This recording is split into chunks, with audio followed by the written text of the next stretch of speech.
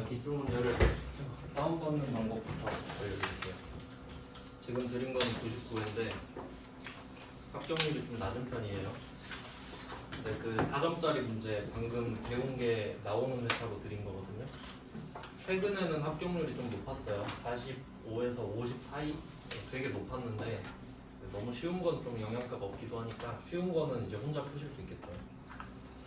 그럼 99회를 먼저 받아보겠습니다. 네, 여기서 그 구글에서 전산회계 1급 99회 라고 치면 바로 나올 겁니다.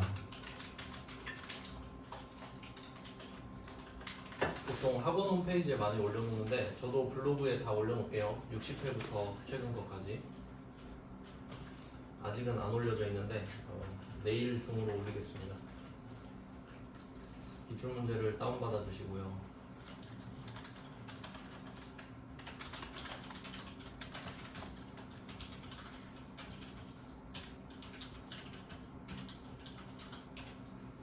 네, 금방 받아지죠? 그리고 바로 압축을 풀어주셔야 돼요. 압축 풀기.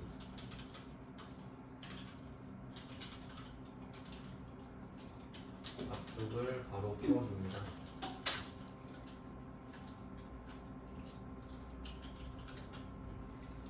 압축을 풀면 폴더가 하나 나오는데 이 99회 전산회계 1급 들어가 볼게요. 여기서 3교시 폴더로 들어가시면 되는데 이게 그 기출문제 한 회마다 설치 안내라는 게 같이 들어가 있어요. 그 기출문제 시험지랑 답안지랑 그 회차 번호는 아마 그 자리에 뷰어가 없어서 안 보일 것 같으니까 제 걸로 같이 보겠습니다. 네, 여기 전산회계 1급 있는데 특별회랑 같이 있는 회차들도 있어요. 근데 저는 그냥 일반 회차입니다. 네, 임시 수험 번호가 21111 1이 6개, 그 다음에 2 요거를 수험 번호에 쓰시면 돼요. 2 하고 1 6개 2 11 11 11 2 그리고 그 기존에 K랩이 켜져 있으면 끄고 하셔야 됩니다. 3교시 폴더에 보면 빨간 색깔 텍스트 있죠?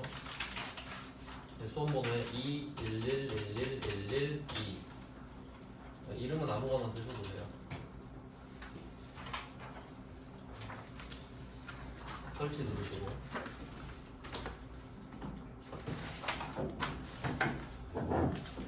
그 다음에 문제 유형은 실제로 시험지를 가서 A형을 받을지 B형을 받을지 모르는데 일단 저는 A형을 드렸고요.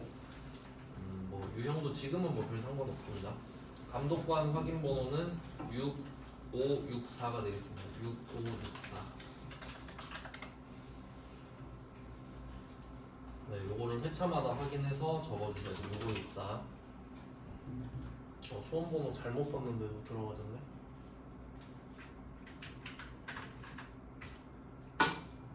네, 그 다음 로그인을 한번 해보세요. 네, 이렇게 들어왔습니다. 실제 시험장 가면 이렇게 프로그램이 있을 텐데 아래쪽이 새로 추가됐죠? 그 이론 문제 답안 한번 클릭해 볼까요? 이론 문제 답안에 들어가면 그 이론이 15문제가 있거든요. 이게 2점짜리 15문제인데 요거는 그냥 찍으셔야 될 것 같아요. 우리는 지금 실무만 배웠거든요. 요거는 그냥 잘 찍어주세요. 안 보고 찍는 게 더 좋습니다. 네. 이거 찍어서 11개 맞힌 사람도 있어요.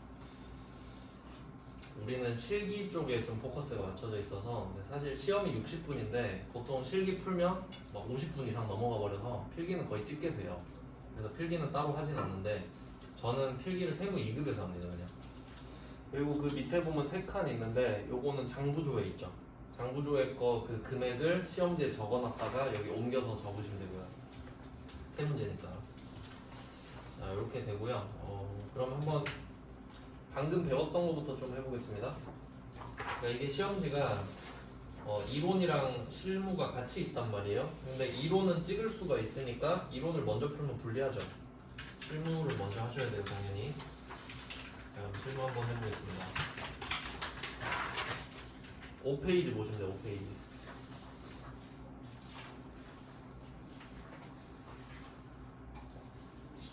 자, 5페이지 보면은 실무시험 시작이죠. 실무시험이 70점이거든요.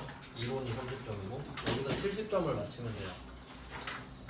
그럼 여기서 유일한 4점짜리 문제 5페이지에 문제 1번에 3번 있죠. 5페이지에 문제 1번에 3번 보시면 4점이라고 돼 있잖아요. 여기 보면은 전기분 재무제표를 모두 수정하시오라고 돼 있죠. 물론 관련된 거요. 자, 그럼 이거 한번 해석해 볼까요? 일단 제가 아까 적어드린 거 있죠? 그걸 한 번 더 분석을 해봅시다. 일단 0번이 전기분 재무 상태표였죠. 0번 전기분 재무 상태표, 1번 전기분 원가 명세서, 2번 전기분 손익계산서, 3번 전기분 잉여금 처분계산서, 4번 돌아와서 전기분 재무 상태표. 요거였죠? 아까 뭐 써놓으셨죠? 자, 그럼 뭘 잘못했는지 보겠습니다. 얘는 전기 기말 제공품이 잘못됐죠? 전기 기말 제공품은 0번에 들어있을 거 아니에요? 그럼 얘는 답이 0, 1, 2, 3, 4 0번에서 시작하니까 쭉 가는 겁니다. 0번에서. 그러니까 일단 몇 번을 쓰는지를 알아야 되는 겁니다. 보통 이것 때문에 틀리니까요. 자, 그럼 한번 해보겠습니다. 직접. 그리고 그 중간중간에 좀 메모할 거 있으면 하면서 보겠습니다. 자, 일단 그 위치는 회계관리에서 아래쪽에 있습니다. 전기분 재무제표라고 아래쪽에 나와있죠. 여기에 4개 있죠. 4개. 4개가 세트인 거예요.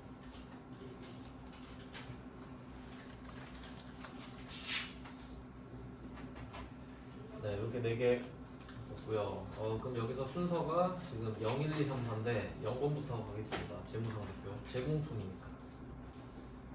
그러니까 원재료 제공품 제품이면 0번인 전기분 재무상태표부터 시작을 하는 겁니다. 그래서 뭐 차변에 자산, 대변에 부채, 자본이 있는데 문제를 보면서 제공품이 250만 원이라고 하잖아요. 그럼 제공품이 자산이니까 왼쪽을 보시면 되는데 제공품에 150만 원 써있죠? 근데 이게 잘못됐대. 이거를 250만 원으로 고쳐줍니다. 이건 뭐 누구나 할 수 있겠죠. 자, 근데 문제는 250만 원으로 바꾸면 차변이 100만 원 커지잖아요. 그래서 오른쪽 밑에 보면 대차차익 100만 원 생겨요. 그럼 얘를 어떻게 해결할지 볼게요. 우리가 차변 대변이 맞아야 되거든요. 근데 지금 안 맞아진 거잖아요. 그럼 이 어떻게 해결할 거냐면 지금 차변에 100만 원을 플러스 시켰잖아요. 그럼 해결하는 방법은 둘 중에 하나입니다. 차변에서 100을 다시 빼거나 아니면 대변에 100을 플러스 시키는 방법밖에 없죠. 근데 뭐 그거는 해봐야 알아요. 그럼 일단 0번은 끝났습니다. 자, 하고 나갑니다. 전기분 재무상태표는 끝이에요. 요거는 쉽죠? 나가요. 자, 그럼 확인을 합니다. 두 번째가 1번으로 가야 되죠. 전기분 원가명세서. 왜냐면 제공품이니까.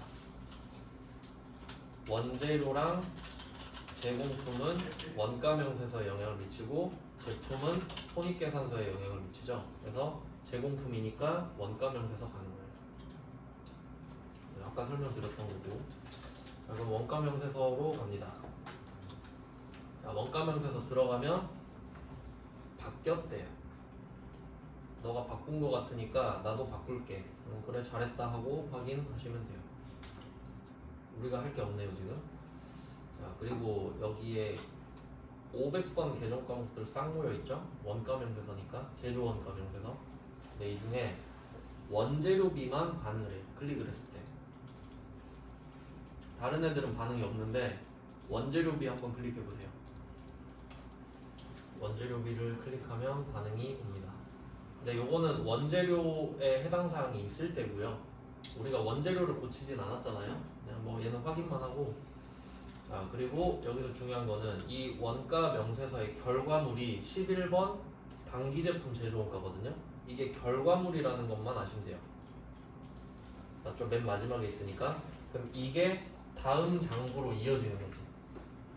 자, 그럼 이거를 그냥 저는 켜놓을게요. 원가 명세서는 왼쪽 위에 올려놓겠습니다. 이거 봐야 되니까 11번. 자, 그 다음에 다음 순서가 손익계산서 아닙니까? 손익계산서. 자, 손익계산서로 갈게요. 자, 손익계산서를 띄웠어요. 그러면 이때 원가 명세서랑 손익계산서가 연결되는 건데, 원가 명세서의 결과가 단기 제품 제조 원가였잖아요. 그럼 손익계산서에도 단기 제품 제조 원가가 있을 겁니다. 그럼 이때는 매출 원가입니다.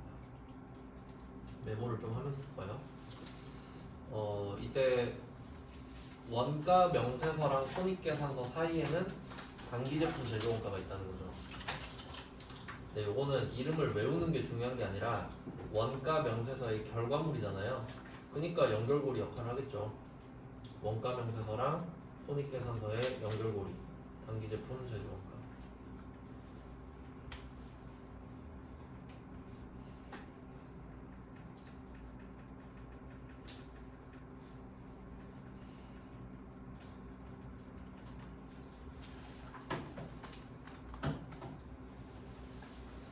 네, 이렇게 했고, 그 다음에 손익계산서 쪽에서는 제품 매출원가를 클릭해야 단기 제품 제조원가를 확인할 수 있어요. 제품 매출원가 라고 적어놓죠. 얘는 제품 매출원가로 들어가야 단기 제품 제조원가를 확인할 수 있습니다.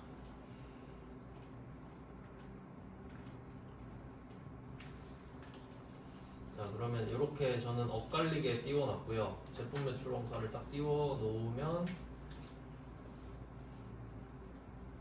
두 개 딱 보이게 비교해 보겠습니다. 단기 제품 제조 원가, 단기 제품 제조 원가 두 개 딱 옆에 놔뒀거든요. 금액 차이가 100만 원이 나겠죠. 자, 그럼 이거를 고쳐야 되거든요. 근데 원가 명세서에 있는 단기 제품 제조 원가는 못 고쳐요. 그럼 이 말은 이걸 보고 이걸 써라 이 말이죠. 고칠 수 있는 걸 고치는 게 정상이니까요. 그러면 손익계산서의 단기 제품 제조원가를 원가 명세서의 단기 제품 제조원가를 보고 고칩니다. 81, 320, 000 이렇게 100만 원씩 계속 밀어내는 거예요. 100만 원씩 밀리고 있으니까 지금. 자, 이렇게 하면 원가 명세서 역할은 끝났습니다. 이제 이거 보고 바꿨으니까 원가 명세서 끌게요. 그 다음에 이번엔 손익계산서를 올려봅시다. 이제 다음 거랑 또 연결해야 되니까, 그럼 손익계산서의 결과물은 당기순이익이죠. 그럼 얘가 또 이어지겠지 다음 거랑. 그래서 연결고리를 또 찾았어요. 손익계산서랑 잉여금 처분 계산서 사이에는 당기순이익이 연결고리 역할을 하겠구나. 이게 계속 이렇게 이어지는 겁니다. 사실 회계 1급 수준에서 좀 어려운 패턴이긴 한데 결국 알긴 아셔야 되는 내용이긴 합니다. 근데 제 생각엔 세무 2급 정도에 내면 좋을 것 같은데 뭐 내니까 우리는 해보는 거죠. 자, 그러면 이제 잉여금 처분 계산서로 가봅니다. 순서상 다음이 잉여금 처분 계산서니까요. 그러니까 지금 100만 원씩 금액이 안 맞고 있기 때문에 계속 끌고 가는 거예요. 그러니까 금액이 어느 순간에 딱 맞아버리면 거기서 끝나거든요.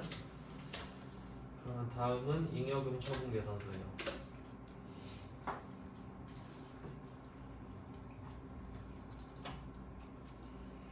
자, 잉여금 처분 계산서 왔습니다. 얘는 구조가 좀 복잡한데 일단 당기순이익이 있긴 있죠. 당기순이익 얘네끼리 비교를 하면 되거든요. 당기순이익.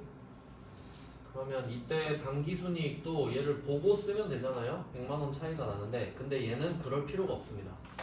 왜냐면 위쪽에 F6 불러오기라는 버튼이 있는데 이걸 누르면 당기순이익을 땡겨와요 지금. 그래서 사실 손익계산서는 열어놓을 필요는 없습니다. 그냥 지금 처음이니까 한번 보여드리는 거예요. 그래서 F6 불러오기를 눌러서 당기순이익을 땡겨 오시면 직접 바꿀 필요가 없죠. 그래서 얘는 편합니다. 그럼 잉여금 처분계산서는 F6 불러오기 하면 알아서 해결이 되네요. 그럼 손익계산서 역할도 끝났죠. 끝. 자, 그 다음에 전기분, 잉여금, 처분계산서 이렇게 있는데, 자, 그럼 여기는 어떻게 보셔야 되냐면 지금 로마자 1번이 있어요. 이렇게 로마자 1번, 로마자 1번에 미처분 이익잉여금 밑에 아라비아 숫자 1, 2, 3, 4, 5, 6 써있죠? 이 1부터 6까지가 합쳐진 게 로마자 1번이에요. 그러니까 합계가 맨 위에 있는 거지. 그럼 이때 당기순이익이 바뀌면 미처분 이익잉여금도 바뀌겠죠. 그럼 이제 얘가 결과물이에요. 미처분 이익잉여금. 당기순이익으로 해서 미처분 이익잉여금이 결과물이 되니까요. 미처분 이익잉여금. 그래서 이렇게 연결고리를 잡았습니다.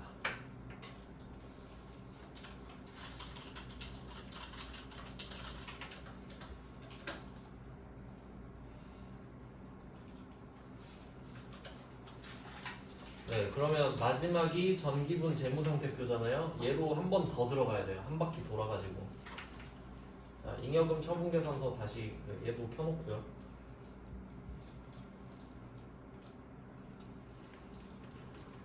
자, 마지막 재무상태표로 다시 들어갑니다.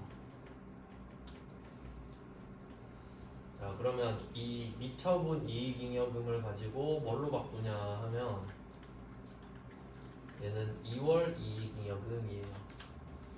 그러니까 이름이 다른데 이게 프로그램 특성상 그렇거든요. 그러니까 이론상으로는 미처분 이익잉여금이 맞는데 이 프로그램 특성상 그 구분 짓는 게 있어요. 근데 똑같은 개념이에요.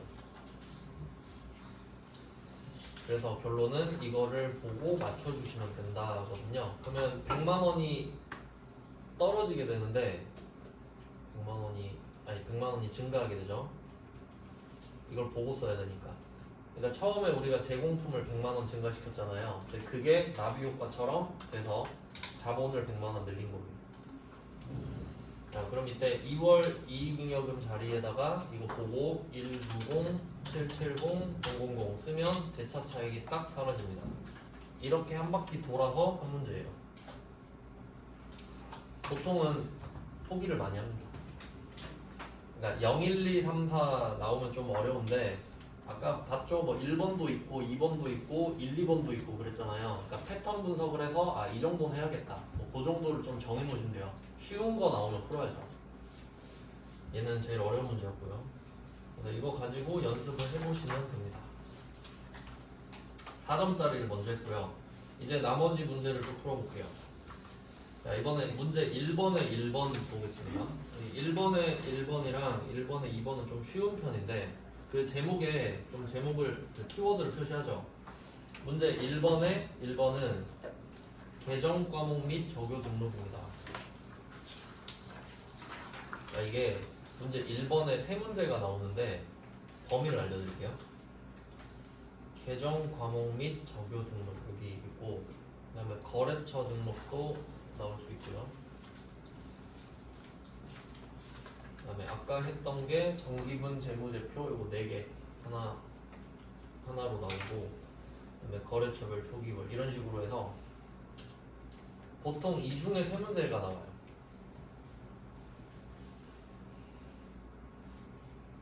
근데 최근에는 회사 등록도 나온 적이 있긴 하네요. 근데 이게 회사 등록 같은 경우는 원래 이론상 나오면 안 되거든요. 왜냐면 회사가 등록이 돼 있으니까 문제를 푸는 거니까 우리가 지금 회사 들어왔는데 회사를 등록할 일은 없는데 고치는 문제가 나왔어요. 이미 등록이 돼 있는데 사실 잘못됐으니까 보고 좀 고쳐라. 뭐 그 정도 나온 적이 있습니다. 근데 처음 봐도 풀 수 있는 수준이에요. 그냥 틀린 그림 찾기이기 때문에 자, 그럼 한번 해보겠습니다. 1번은 개정 과목 및 적요 등록. 그럼 여기서는 개정 과목 및 적요 등록이 하나 나왔고 2번은 거래처 등록이죠. 거래처 등록도 나왔고 밑에 전기분, 재무제표에 4개가 세트로 나온 거죠. 그러니까 이 4개가 무조건 4점으로 나오는 게 아니라 밑에 보면 거래처별 초기로 있죠. 얘 혼자서 4점으로 나올 때도 있어요. 그러면 좀 쉽게 나와요. 자, 지금은 얘가 없긴 한데 뭐 있는 대로 풀어보겠습니다. 이게 아마 이번 회차가 합격률이 25%인가 그래서 낮아서 아마 내일까지 이걸로 풀 것 같아요.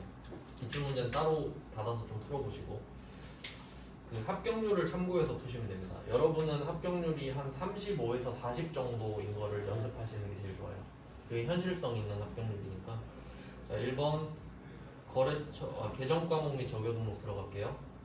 말 그대로 기존의 계정 과목이 세팅이 돼 있는데 내가 필요하다면 만들 수도 있다는 겁니다. 여기서는 이 그 계정 과목 및 적용 등록은 스타일이 딱 2개가 있는데 여기서는 코드 번호가 있잖아요. 그러니까 코드 번호가 있는 거 여기다 표시를 좀 해보세요. 코드 번호 851. 왜냐면 접근 방식이 2개라서 그런데 코드 번호가 있잖아요. 그러면 여기 들어오자마자 보면은 포커스가 당좌자산 왼쪽에 들어가 있는 거 볼 수 있어요. 여기 있죠? 자, 여기다가 그냥 851 써봐요. 851 쓰면 851로 바로 날아갑니다. 그러니까 번호를 주면 쉬워요. 쓰면 되기 때문에. 근데 만약에 번호를 안 주고 계정 과목을 줄 때도 있거든요. 그때는 하나 써두세요. 코드 번호가 있으면 여기에 그냥 아무데나 쓰면 돼요. 아무데나 쓰면 돼요. 근데 만약에 코드 번호가 없을 시 같이 적어놓을게요. 비교해서 코드 번호 없을 때 그때는 컨트롤 F 단축키를 쓰셔야 됩니다.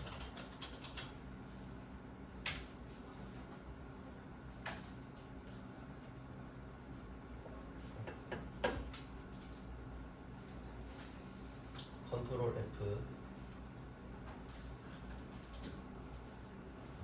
네, 한번 볼까요? 컨트롤 F를 눌러보시면 찾을 내용. 그래서 코드 번호 안 주면 계정 과목을 쓸 수밖에 없잖아요. 지금은 촬영 기수료가 등록을 안 했으니까 없을 텐데 뭐 이를테면 이렇게 검색을 해야 한다는 거죠. 그래서 이 2가지만 아시면 다 풀 수 있어요. 그럼 다시 851로 가겠습니다. 851. 오른쪽 위로 가서 이름을 지어줄게요. 차량 미수료라고. 851 차량 미수료. 그리고 여기에 언급돼 있는 것만 해주시면 되는데 성격 나왔죠? 바로 밑에 성격 있거든요. 성격 클릭해서 3번 경비 클릭해 주시면 되고 그 다음에 적요는 있어도 되고 없어도 되는데 만든 김에 현금 적요도 같이 쓰래요. 현금 적요, 대체 적요 있다. 이게 현금 쓸 때랑 현금 아닌 거 쓸 때거든요. 현금을 쓸 때는 이런 항목들이 있어요 이건데 적요 넘버에다가 1 쓰고 엔터. 현금 적요는 업무용 승용차 리스료라고 그대로 씁니다.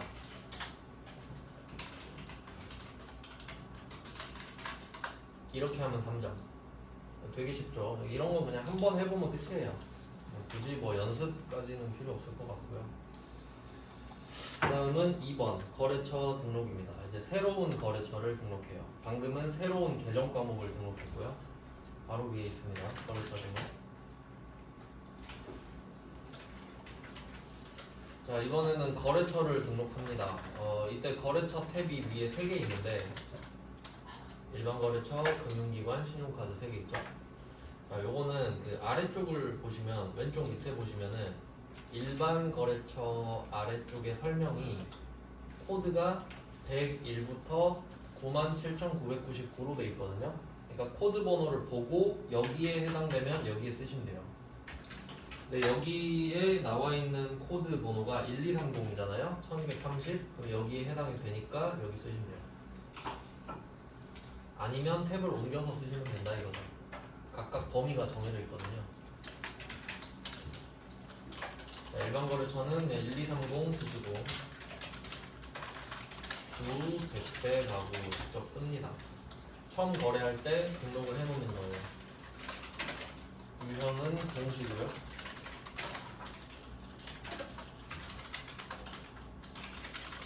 넘어가서 사업자 등록번호도 그대로 써주세요. 하이픈 없이 숫자만 쭉 쓰면 돼요.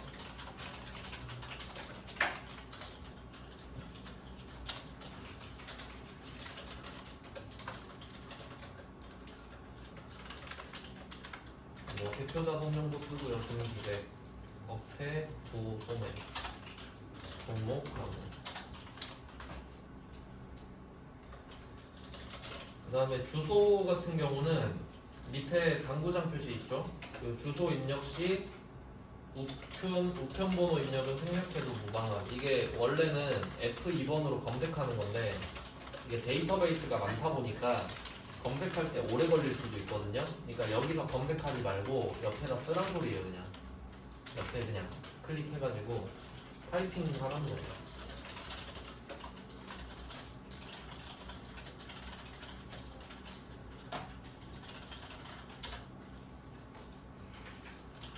주소를 찾는 게 회계랑 그렇게 밀접한 건 아니니까 주소는 그냥 타이핑으로 쓰세요. 이 정도 내용입니다. 그래서 이거를 다 쓰고 엔터 쳐서 마무리를 지으면 등록이 끝납니다. 그리고 각각 이 메뉴에서 나갈 때 저장할 거냐고 안 물어보면 알아서 저장이 되는 거거든요. 그럼 된 거예요. 혹시 불안하면 한 번 더 들어가서 보세요. 등록이 잘 돼 있습니다. 1230. 네, 쉽죠? 3점짜리 두 개는. 그러니까 얘 둘은 보너스 문제인데 4점짜리가 좀 문제가 되는 거예요. 그러니까 가성비가 안 좋다 그랬죠? 이제 문제 2번으로 가봅시다. 이제 여러분이 연습했던 걸 토대로 이제 기억이 나냐 안 나냐가 중요한 건데 이제 배점을 좀 확인해 보죠. 방금 문제 1번은 10점이었습니다. 3점, 3점, 4점이니까. 네, 3점짜리 두 개는 쉽고 4점짜리는 상황에 따라 다릅니다. 그 다음에 문제 2번은 일반점표 6문제거든요. 일반점표 6, 메인 매출점표 6문제인데 메인 매출점표보다는 일반점표가 난이도가 좀 더 높습니다. 왜냐면 문제도 실제로 많았잖아요. 한번 풀어볼게요.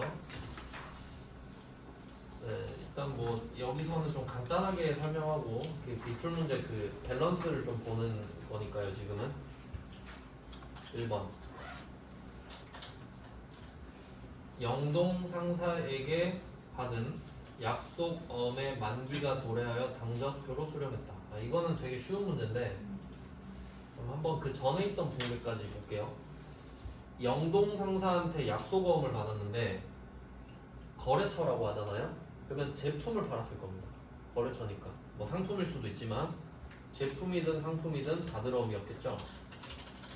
뭐 부가가치세는 없다고 치고 원래는 있겠지만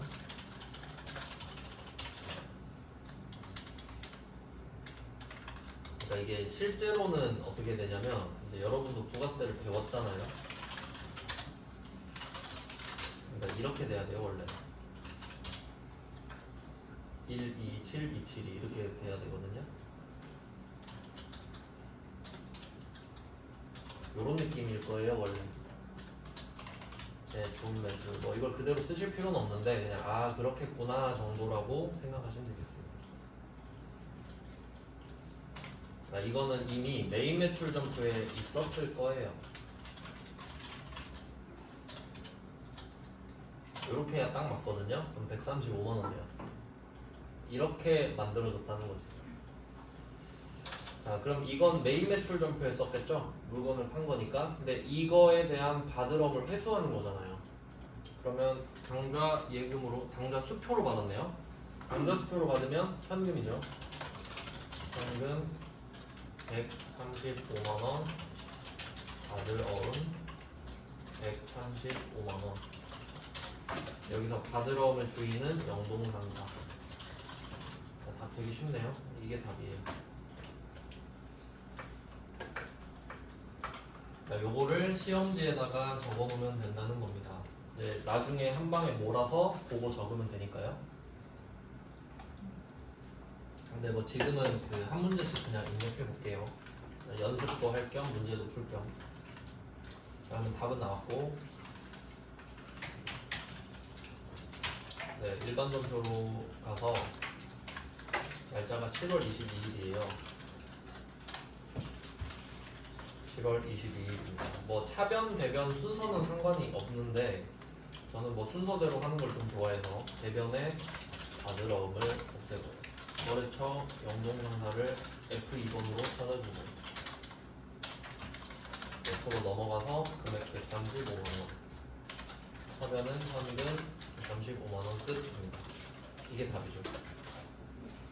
1번 문제 답. 이게 시험지에 답이 풀어져 있으면 보고 적기만 하면 돼요. 이렇게 하면 1번 끝.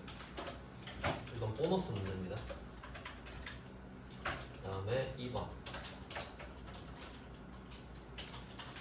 자, 2번 문제는 코로나19 진단 비용 300만원인데 코로나 진단 비용은 what에 대한 대답이고 우리는 why가 알고 싶어요. 왜 코로나 진단 받게 했냐? 직원을 위해서. 복리후생비죠? 복리후생비입니다. 300만원 중에 60%는 공장 생산직이에요. 638에서 180만원이 500번 복리후생비. 그리고 얘는 보통예금으로 납부 800번 복리후생비. 뭐 되게 간단하네요 얘도.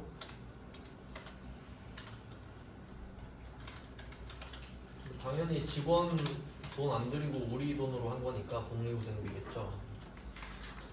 네, 간단합니다. 보고 쓸게요. 복리후생비. 날짜는 8월 3일.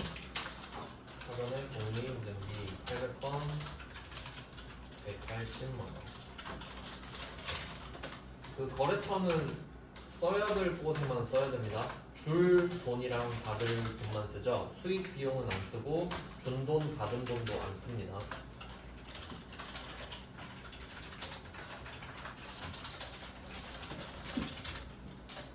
네, 이번 답은 이렇게 되고요.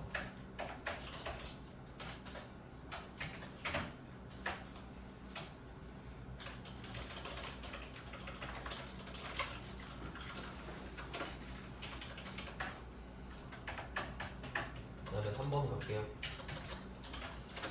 3번 국민은행으로부터 이자 수익 20만원 중에서 15.4% 실제로 이자 받으면 15.4%를 은행이 원천징수를 합니다.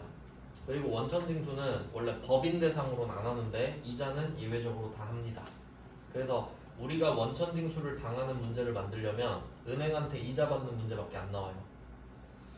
이거 뭐 풀어본 적 있죠? 이거 그 실제로 기억이 안 나실지 모르겠지만 다 풀어본 문제입니다 우리. 방금까지 말씀을 드릴 수는 있는데 시간이 오래 걸리니까 다 있다라고만 말씀드립니다. 그냥 이때 20만원의 수익을 인식을 하는데 자 이때는 좀 어떻게 해야 좀 효율적으로 입력을 하냐면요. 그럼 15.4% 금액이 나와 있는 건 아니잖아요. 그럼 저는 이렇게 풀 거예요. 차변에 보통예금 169,200원을 써요. 나와 있으니까. 왜냐면 실제로 이 금액이 통장에 입금이 됐을 거 아니에요. 거기다가 우리가 인식해야 되는 돈은 20만원이거든요. 맞죠? 그러니까 주어진 정보를 최대한 활용하시는 게 좋습니다. 자, 이렇게 하고 그러면 차변에 선납세금 나와야 되죠. 그러니까 우리가 어차피 20만원 받아서 지금 보니까 한 대충 3만원 정도 되는 것 같죠. 3,800원. 이걸 내야 되는데 은행이 내주는 거잖아요. 그러니까 그게 선납세금이죠. 선납세금. 그럼 얘는 금액을 찾을 필요가 없어요.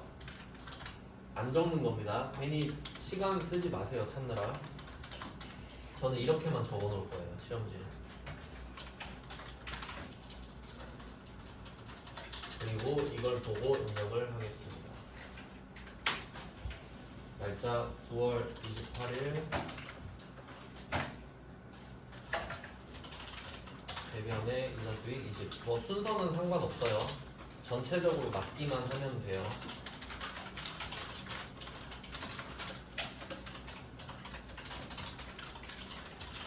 그러면 선납세금을 마지막에 쓰기만 하면 알아서 38,000원이 나옵니다. 대변이 20만원이기 때문이죠.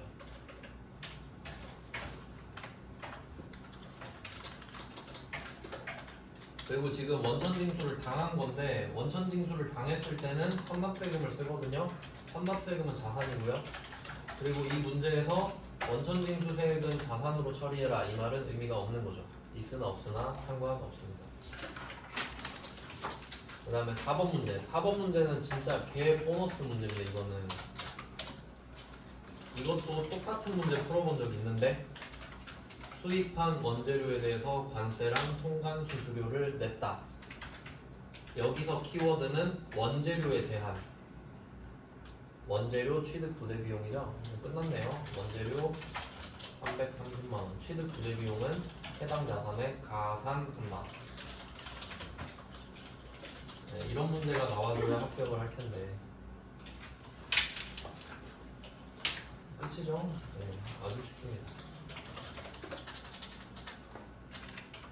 바로 입력까지 하겠습니다. 10월 5일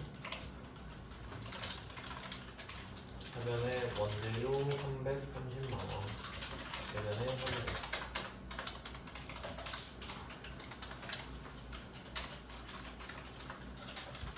그리고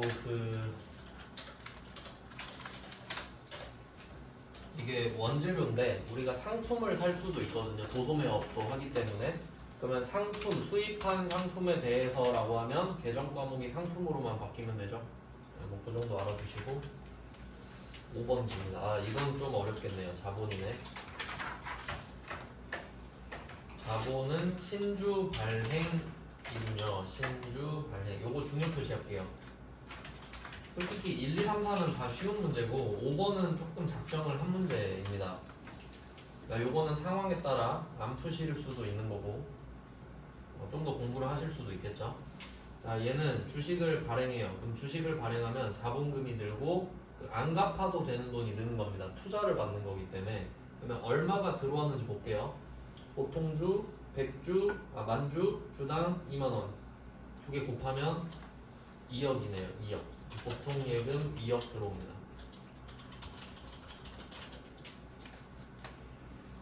2만원씩 10,000번 받았으니까요. 근데 자본금은 액면 금액으로만 늘기 때문에 만주 곱하기 10,000원이 되는 겁니다. 그래서 여기서는 뭐 총액을 제가 썼는데 이렇게 쓰셔도 좋습니다. 만 곱하기 2만이라든가 이런 식으로 만주 2만원 이런 식으로 쓰셔도 좋죠.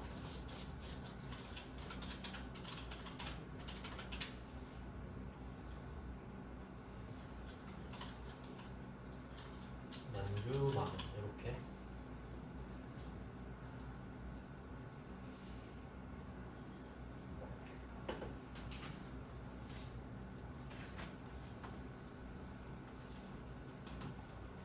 자, 이렇게 하면 일단 차변 대변은 가장 핵심적인 게 정리가 됐어요. 그러니까 1억만 받아도 되는데 2억을 받은 거죠. 2억이라고 말도 해놨네. 자, 그러면 이때 주식 발행 초과금이라는 게 나와야 되거든요. 근데 여기서 관련 계정을 조회하여 처리한다 돼 있죠. 여기 중요 표시할게요. 관련 계정 조회. 그럼 관련 계정이 뭔지를 알아야 조회를 하겠죠. 그럼 일단 조회는 우리 배웠죠? 계정별 원장 쓸게요. 조회에다가 계정별 원장. 계정을 조회하니까. 그럼 일단 계정별 조회로 가야 되니까 난이도가 좀 올라가죠? 계정별 원장 가서 오늘 날짜가 11월 12일이죠. 그럼 11월 12일, 11월 12일 이렇게 조회해 볼게요. 자, 그리고 계정 과목은 뭘 할 거냐? 지금 1억짜리를 2억에 팔았기 때문에 주식 발행 초과금이 나오거든요. 그러면 혹시 옛날에 주식 할인 발행 차금이 있는지 궁금해야 된단 말이에요. 한번 조회를 해보겠습니다. 주식 할인 치면 바로 나오죠. 주식 할인 발행 차금. 주식 발행 초과금의 반대 계정 과목이에요. 그러니까 더 받으면 주식 발행 초과금, 덜 받으면 주식 할인 발행 차금인데 딱 이걸 조회를 할게요. 381 2천만 원 있죠. 11월 12일 당시. 그럼 이건 어떻게 해석할 수 있냐면 처음에 주식을 한 거에 대해서 빵원 있었어요. 아무것도 없는 상태인데 주식 할인 발행 차금이 2천만 원 있잖아요. 그럼 0에서 있다가 마이너스 2천만 원으로 떨어진 적이 있었다는 거예요. 이 상태로 지금 돼 있는 거거든요. 근데 오늘 1억짜리를 2억에 팔았죠. 그럼 1억을 더 받았잖아요. 그러면 마이너스 2천 됐던 거부터 일단 퉁치고 8천, 이게 원점 딱 찍었잖아요. 그 위로 8천이 올라가는 겁니다. 네, 지금 전체적으로 오른 게 이거거든요. 1억. 하지만 자본은 기억력이 좋기 때문에 여태까지 있었던 일을 다 기억하고 있거든요. 그래서 2천 빵꾸 났던 것도 기억을 하는 거지. 그래서 2천 메꾸고 8천을 올리자. 네, 그림으로 치면 이렇게 됩니다. 네, 여기가 주식 할인 발행 자금이고요. 주식 할인 발행 자금.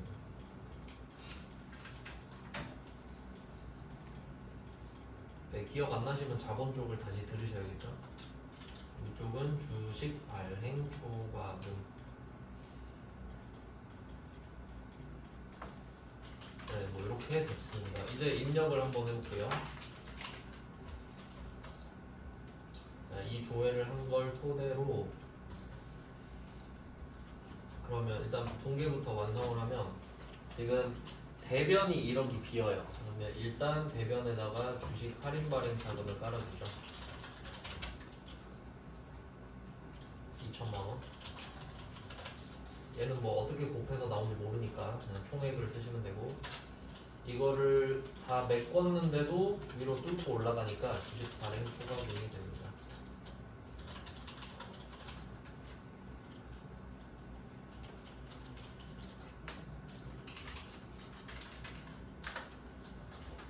네, 요걸 입력해 주시면 돼요.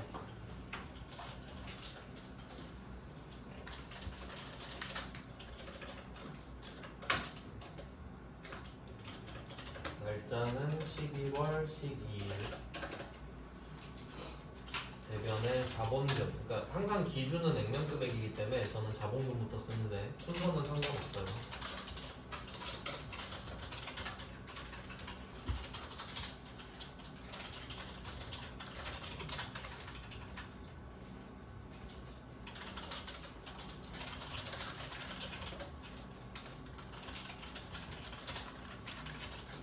네, 이렇게 답이 완성이 됩니다.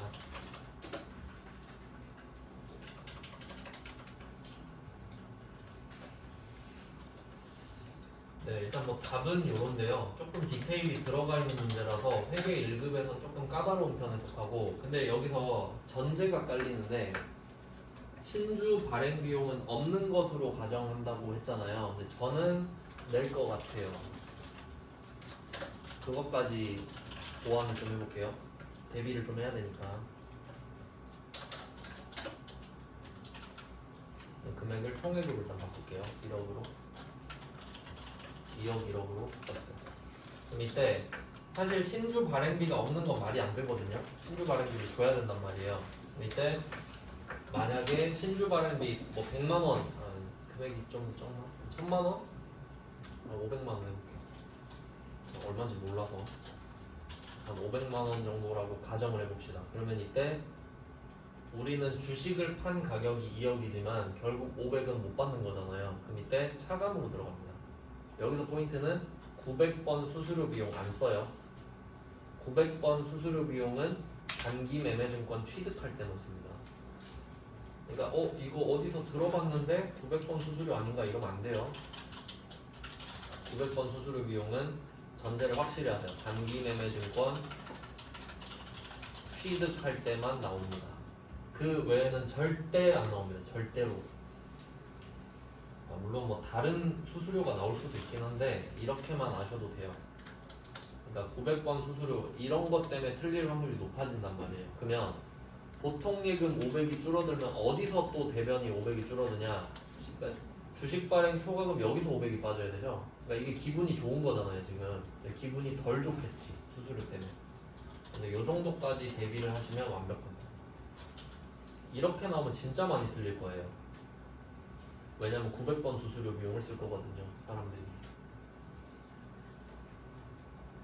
그러니까 그걸 방지하고 싶어서 이렇게 낸 것 같아요. 수수료는 없다고.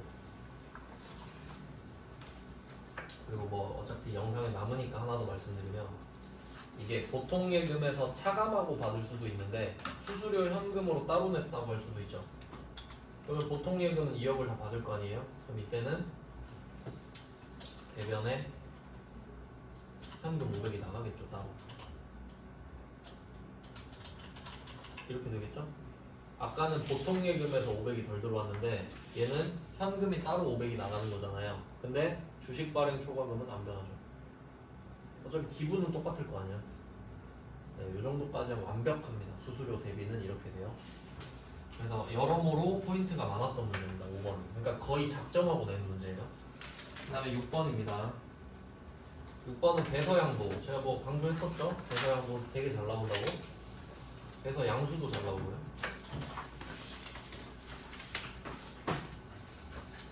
자, 배서 양도 포인트 한번 짚어볼까요? 외상매입금을 결제하기 위해서 받은 어음을 배서양도했다. 그럼 얘는 어떤 사건이 있었을까 보겠습니다. 일단 외상매입금이 있다는 소리는 원재료를 외상으로 산 적이 있었다. 그리고 얘도 원래대로라면, 그래서 이제 좀 너무 시험에 맞추지 않고 좀 실제 상황도 말씀을 드리면, 시험이 좀 너무 갈아여가지고 저는 좀 마음에 안 들거든요.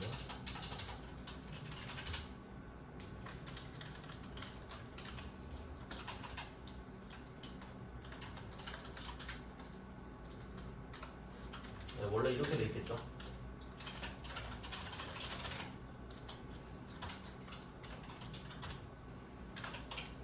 이런 식으로 돼요. 그러니까 숫자가 안 예쁘게 떨어져요. 보통 부가가치세는. 이것도 메인 매출 전표에 썼을 거 아니에요. 메인 매출 전표에. 자, 원재료 외상하고, 그 다음에 세화로부터 어음을 받았다. 요거는 설명이 좀 빈약한데, 어음을 받았다고 하면 대전제는 제품을 팔았다거든요. 뭐 그 정도면 억지 해석은 아니에요. 받을 어음, 그러니까 받은 어음인데 제품 매출을 하고 받은 약속 어음이니까 받을 어음, 이렇게 해석을 해야 된다는 거죠. 얘도 금액은 똑같은 겁니다.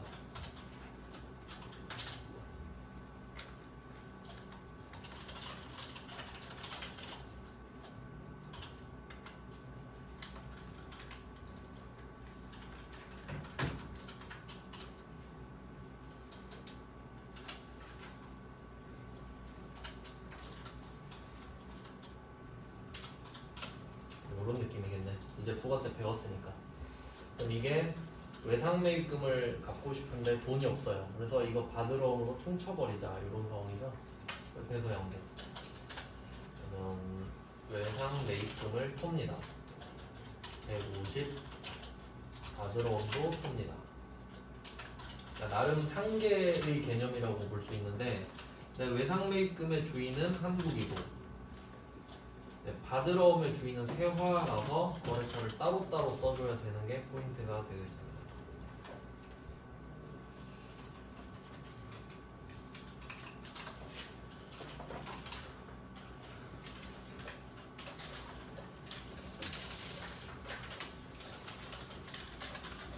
네, 뭐 이렇게 해서 입력을 해보시면 되겠습니다.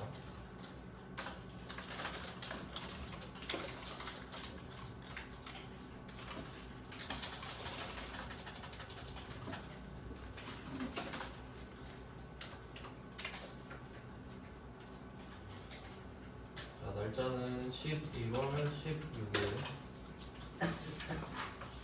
차변에는 외상매입금이 사라지고 한국거 150. 대변에는 받으러 온 세화께 사라집니다.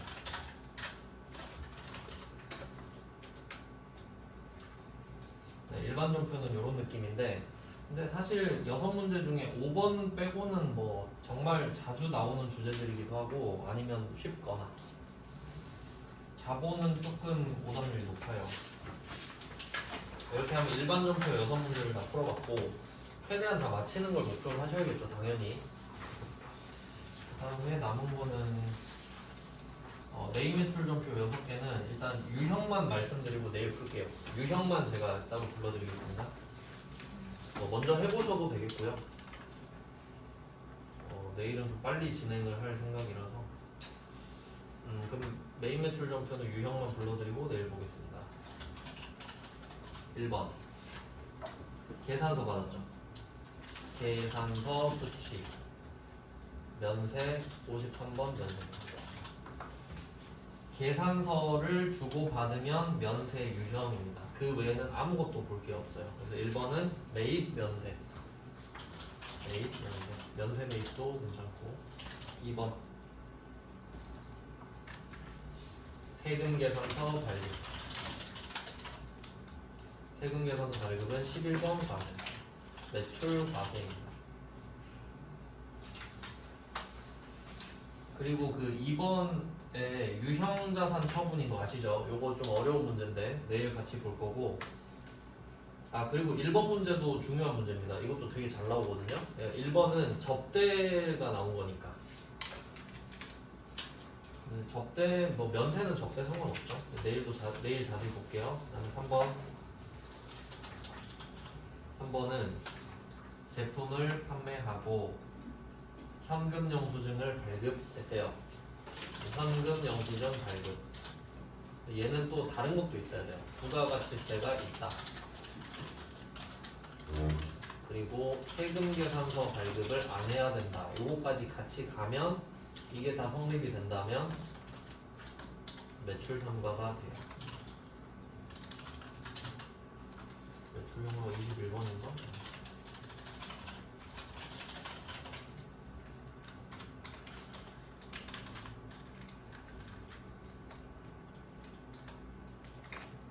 일반 점표도 그냥 쓰고 끄시면 되고요. 따로 저장 없습니다. 그냥 저장이 돼요.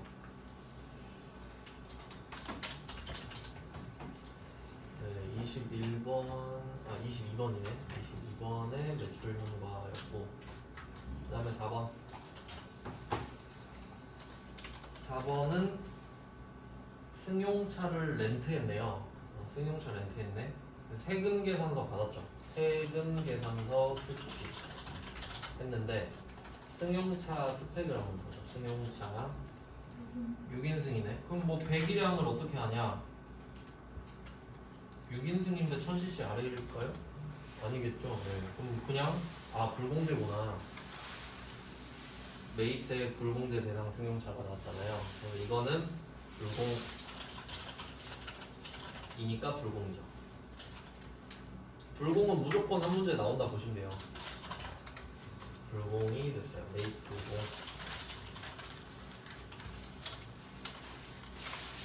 그 다음에 5번. 5번은 임차료랑 전기요금. 이것도 풀어본 적이 있는 것 같죠? 네. 얘는 세금 계산서를 받았잖아요. 그럼 매입 과세네. 세금 계산서를 받았는데 얘는 불공제 대상이 아니잖아요. 임차료 낼 수도 있지. 그럼 얘는 51번 과세.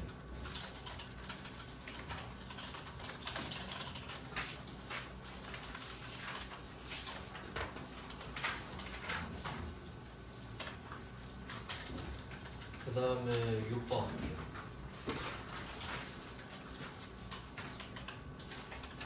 6번은 영세율 세금 계산서를 받았다. 영세율 세금 계산서 수취. 그리고 꼭 같이 나오는 게 내국 신용장이나 구매확인 건데 여기는 내국 신용장이 같이 나오네요. 네, 뭐 있어도 없어도 어차피 있는 겁니다, 원래.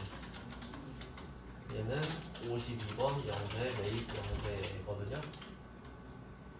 메인 매출 점표가 오히려 좀 더 쉬워요. 그 유형만 잘 찾으면 답은 간단하기 때문에 보통 일단 이렇게 정리를 해놓고 그리고 한번 보고 오시면 또 좋겠죠. 그리고 한번 훑어보고 오시면 좋을 것 같아요. 빨리 하면 기출문제 한 개 더 풀 수 있으니까 일단 한 개는 더 뽑아놓고 내일 상황 보고 할 거거든요. 네, 오늘은 여기까지 하겠습니다. 고생하셨습니다. 네, 수고하셨습니다.